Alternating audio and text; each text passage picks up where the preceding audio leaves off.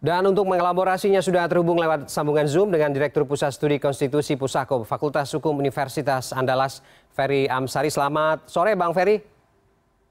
Sore. Ya, terima kasih Bang sudah bergabung dengan kita sore ini. Bang, langsung saja. Ini kan kemarin sudah diumumkan Menteri Yasona dan juga Mahfud MD menyampaikan jika status kepengurusan Partai Demokrat versi KLB ini ditolak karena ada persoalan administratif yang tidak kunjung diselesaikan dalam waktu yang sudah ditentukan. Artinya kemudian bisa dibaca kisruh politik di dalam tubuh partai antara kedua kubu ini selesai atau ini jangan-jangan memulai babak baru yang lebih seru atau bagaimana catatan Anda? Ya, Mas Ferdi, ini bisa dilihat dari dua sudut pandang ya. Pertama, kalau sudut pandang hukum mestinya ini sudah selesai.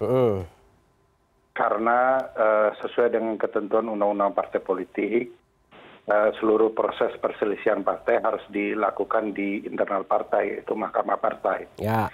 Sementara kehadiran Partai Demokrat di Deli Serdang melalui proses itu, maka syarat-syarat ketentuan yang sudah diatur di dalam Undang-Undang Partai Politik nomor 2 tahun 2008 dan 2 2011 serta Permenkumham nomor 34 tahun 2017 lalu dan ADART Partai Demokrat yang disahkan Menkumham pada bulan Mei 2020 sudah tidak sesuai dengan ketentuan itu KLB itu. Oleh karena itu secara syarat atau dalam bahasa Profesor Mahfud hukum administrasi negara tidak memenuhi syarat. Maka pemerintah tentu saja kalau mengacu kepada ketentuan itu menyatakan KLB tidak sah. Di titik itu sebenarnya sudah tidak ada lagi langkah ya. Karena tidak mungkin juga dibawa ke pengadilan tata usaha negara karena legal standing orang yang mengajukan pasti bermasalah. Karena yang digugat itu kan kebijakan pemerintah terkait keabsahan Partai Demokrat berdasarkan ketentuan undang-undang. Nah, yang mengajukan ini kan bukan bagian dari Partai Demokrat yang secara sah atau berdasarkan undang-undang kalau terjadi perselisihan adalah dua belah pihak yang sedang berselisih. Karena tidak bisa dikatakan perselisihan karena prosesnya tidak melalui Mahkamah Partai. Jadi di titik itu sudah selesai. Tapi kalau secara politik tentu akan selalu ada upaya untuk mempermasalahkan hal-hal yang sudah ditentukan secara hukum. Nah, pada titik ini memang Partai Demokrat di bawah kepemimpinan Pak AHY memang harus terus waspada dan berhati-hati dengan langkah-langkah politik yang mungkin saja dilakukan oleh kubu yang menyatakan kubu KLB Deli Serdang.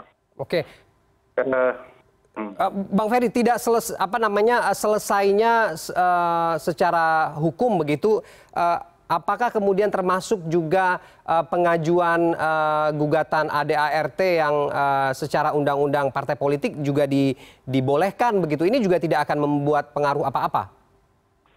Ya, karena kan ADART sudah disahkan bulan Mei 2020 ya. Kalau kemudian mau membaca aturan Menteri Kumham nomor 34 2017, sebenarnya tidak ada permasalahan.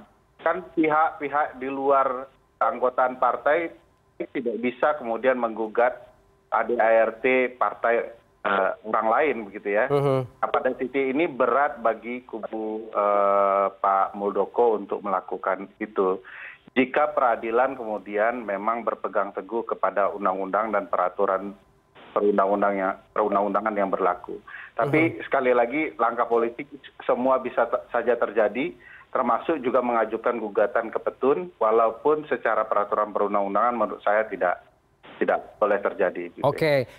Yang juga jadi sorotan Bang Ferry soal bagaimana nasib ketua terpilih versi Deli Serdang ini, yaitu Pak Muldoko.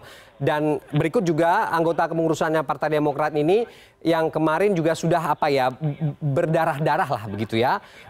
Ini bagaimana menyelamatkan kerja keras mereka kemarin? Apakah kemudian solusinya jika potensi membuat partai baru adalah satu-satunya jalan atau memang terus berjuang aja secara politik?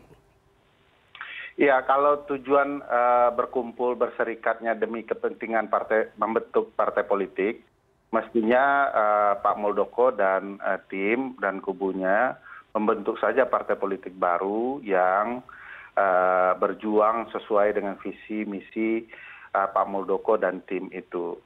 Aneh kalau kemudian sudah dinyatakan tidak sah, prosesnya juga bermasalah ya secara undang-undang, apalagi kalau misalnya ada yang mengaku bahwa mereka adalah bagian dari atau anggota atau ketua dari DPD dan DPC Partai Demokrat, itu kan mudah sekali dibuktikan Mas Ferdi, karena di dalam sipol KPU semua sudah terdaftar jelas kan. Nah kalau kemudian mengajukan berbagai perkara itu bisa dibongkar saja kebenaran pernyataan itu. Nah kalau hadir KLB Deli Serdang bukanlah kepengurusan yang sah dari berbagai daerah yang ada kepengurusan Partai Demokratnya, bagi saya sudah selesai itu untuk menyatakan diri bagian dari Partai Demokrat atau pihak yang sedang berpecah. Oleh karena itu pilihan membentuk partai baru masuk akal jika memang niatnya ingin terjun ke politik. Oke, Bang Ferry, singkat saja terakhir, Pak Muldoko bagaimana kemudian situasi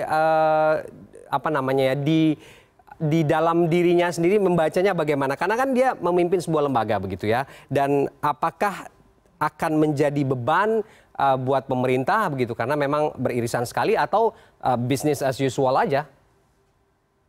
Saya yakin kalau Pak Muldoko dan Pak Deli Serdang melakukan gugatan ke PT UN atau ke PN, maka ini akan memperpanjang kisru dan orang melihat istana tidak profesional ya, karena kepala kantor staf presiden kemudian disibukkan mengurus upaya mengambil alih kepemimpinan di partai lain yang kebetulan adalah oposisi pemerintah.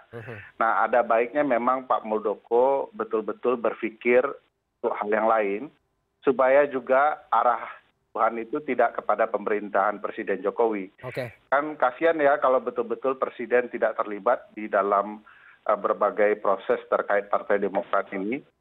Ketika Pak Muldoko terus berupaya mempermasalahkannya, tuduhan itu akan coba diarahkan kepada Presiden Jokowi dan itu tentu tidak akan elok untuk profesionalitas sebagai pejabat negara, apalagi beliau disumpah untuk kemudian melayani Presiden Joko Widodo, bukan kemudian melayani upaya-upaya untuk mengambil alih kepemimpinan partai politik lain. Baik. Kita tunggu saja apakah ini semakin mereda atau justru semakin diprediksi memulai drama baru begitu ya. Kita lihat bersama. Terima kasih Bang Ferry sudah bergabung dengan kita sore ini. Sama-sama.